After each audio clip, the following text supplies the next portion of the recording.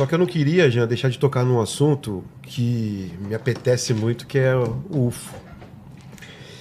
E eu lembro que você comentou em alguns outros podcasts sobre essas informações ocultas, que na verdade não estão mais ocultas, né? A todo momento surgem especulações sobre a comprovação da vida alien, fora da Terra, essas parcerias com os outros seres. Você comentou há pouco desses milhares de seres que tem. Eu lembro de uma vez que você comentou sobre os insetoides, que é uma raça que não pode nem chegar perto da gente. Enfim, queria que você desse aí um resumo sobre isso pra gente, sobre essa vida UFO. Existe mesmo?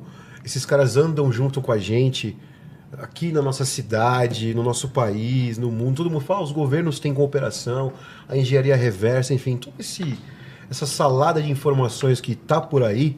O que você pensa sobre Quando isso? Esse corpo tinha 17 anos, comecei a trabalhar, eu era professor. Sempre tive cara de velho, então isso facilitava. E o meu salário, com ele eu criei o Centro de Estudos de Pesquisas Ufológicas do Rio Grande do Norte. O nome é importante pra cacete. CPURN, mas era eu e meu Fusquinha sozinho. E um outro amigo. Ainda existe ou não? Não. Mas eu comecei a pesquisar os casos estranhos de ufologia quando eu tinha 18 anos. Fim de semana eu ia no meu... Já trombei com exército, trombei com coisas... Tem gente morta. Então, assim... Eu estudava casuística e não foi preciso que ninguém me dissesse. Eu vi por mim mesmo como o assunto era sério. Pessoas morriam, desapareciam no Nordeste do Brasil. Na época, Bob Pratt, que era um repórter do National Enquirer, que se tornou ufólogo e escritor estadunidense, ele foi através de um amigo comum, nós trabalhamos juntos em vários casos. Ele escreveu livro nos Estados Unidos. O nome do livro dele é UFO Danger Zone, ou seja, Zona Perigosa de UFO. Lá ele retrata o que eu e ele estudamos na época juntos. Meu nome aparece lá, Rogério de Almeida Freitas. Ou seja, eu era ufólogo. E estudei muito e digo, cara, tem alguma coisa. Tem coisa muito maluca. Né? Aquilo transcendia totalmente. Então, assim, eu não imaginava que no futuro eu seria envolvido. Eu confiava em mim quando eu era ufólogo. Quando eu me vi envolvido em parte do processo, eu perdi a confiança. Porque eu digo, agora eu posso estar sob controle Caí no meu próprio. Então eu não sei se minhas deduções estão corretas. Até hoje eu desconfio de mim mesmo. E por isso eu mesmo faço questão de deixar isso claro. Só no futuro, o que eu estou falando aqui, se vir, lá vai ser percebido. Por enquanto é só reflexão. Então, assim, eu percebi que era real. Então... Qual o nosso problema? Soren Kierkegaard é um filósofo dinamarquês que ele curte com a cara da humanidade, dizendo o ser humano se engana de duas maneiras. Acreditando no que não é verdade, e dois, deixando de acreditar no que é verdade. Porque foi meio que envenenado para não perceber. Então, como é que eu defino essa situação de forma conclusiva e resumida? Paul Hillier, ministro da Defesa do Canadá, não é qualquer Rogério. Exatamente. Canadá e ministro da Defesa. Quando largou o cargo depois lá na ONU, disse, cara, eu tenho que dizer para vocês, olha, desculpem, do jeito que os pais um dia chamam seu filho de 6, 7, 8 anos, diz, meu filho, sente aqui, olha, papai tem uma coisa muito importante para eu dizer. O que é, papai? Olha, Papai Noel não existe, a fada do dente não existe. Ah, papai, não diga... Ou seja, do jeito que você tem que dar uma notícia grave dessa aos seus filhos, isso Paul Hillier falando. Alguém tem que dizer, ei, humanidade, extraterrestre existe. Sim, exato. E blá, blá, blá. E blá. Não é mais questão de acreditar ou não, é de você saber. Exato. Veja por você mesmo, faça a leitura dos fatos. Mas qual é o problema da gente? A gente vive em permanente transtorno cognitivo. A gente vive induzido à chamada post-truth, ou seja, a pós-verdade. A verdade que é construída não porque você estudou o fato, mas alguém inventou uma narrativa sobre aquilo, lhe vendeu, você gosta e você toma como verdade. E multiplica. Né? E multiplica. Exatamente. E passa a vida inteira presa nessa rede. Então, assim, isso chama-se viés de confirmação para as pessoas debilitadas na sua capacidade de, por si mesmas, fazer a leitura da realidade. Então, ufologia, ou seja, vida extraterrestre, não é mais questão de acreditar ou não. Ou você sabe, porque está tudo exposto aí, os governos já falam, está escancarado, já não tem... Verdade. Ou você não sabe. Vai saber o quê? Saber que existe a questão. Como a gente ainda vai ter que descobrir. É uma outra história. É outra história. Certo? Então, assim, esse é o tema mais importante da história humana da atualidade.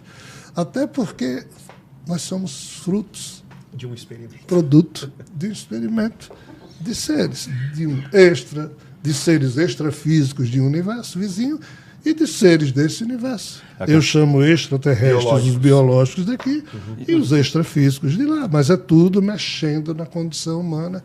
E nós somos um rebanho que várias figuras pensam que são donos desse rebanho e a gente nem sabe disso. E está tudo conectado, né, Jean? Tudo totalmente conectado, né? Então há todo um processo histórico que nós vamos viver, nós que eu digo a humanidade, se sobrevivermos a esses dias difíceis que temos aí.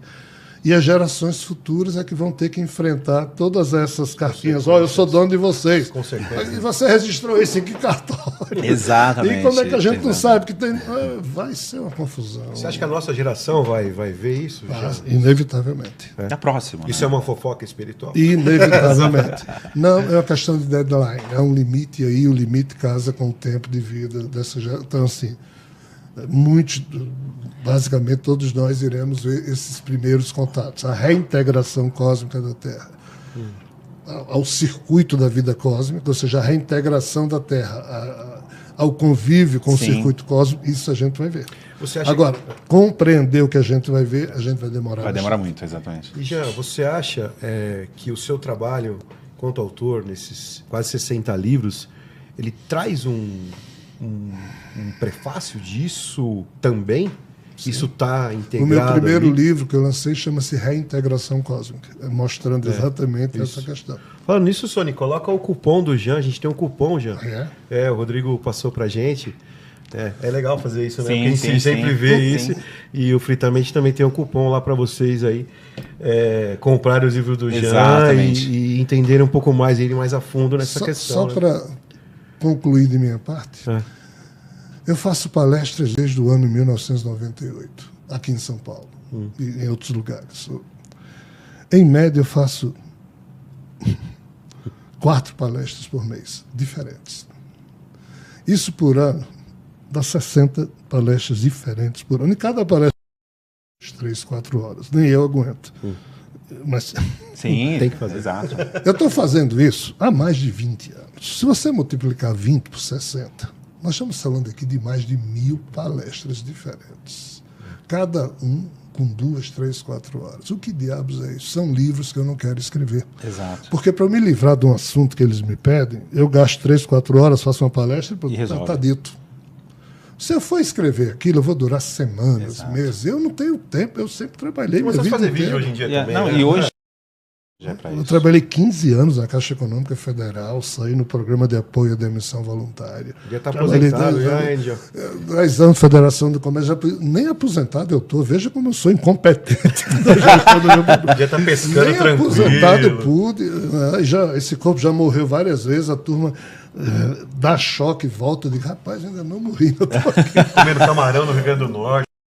Meus ancestrais, a tribo de índio Potiguar. Potiguar significa comedor de camarão lá no Rio Grande do Norte. E eu perdendo tempo fazendo falando da revelação cósmica, levando porrada de tudo que é canto, um monte de credibilidade profissional, já foi para o espaço há muito tempo. Então, assim, eu digo, cara, é o Abaian. Se eu fosse perguntar o que é que eu ganho, então eu não teria começado. Mas, assim, realmente a revelação cósmica está chegando no padrão de ser mais conhecido do que eu imaginava. Realmente eu não esperava isso. Mas eu acho que o seu trabalho... Vai ampliar muito mais, não tem dúvida. Eu acredito que Eu não vou ficar muito tempo na condição humana. Eu não tenho como ficar. Mas os seus palestras e seus livros... Isso aí talvez se perpetue como reflexão. Exato. E as pessoas que acreditam, Jean, em você, inclusive, elas vão proliferar o legado que você iniciou, entendeu? Só que esse negócio de acreditar em mim, eu fico incomodado, porque eu não quero que ninguém acredite. Não acreditar em você, na verdade. É ser mais um colecionador de incerteza, assim como você. Né? Acho que essa que é a palavra.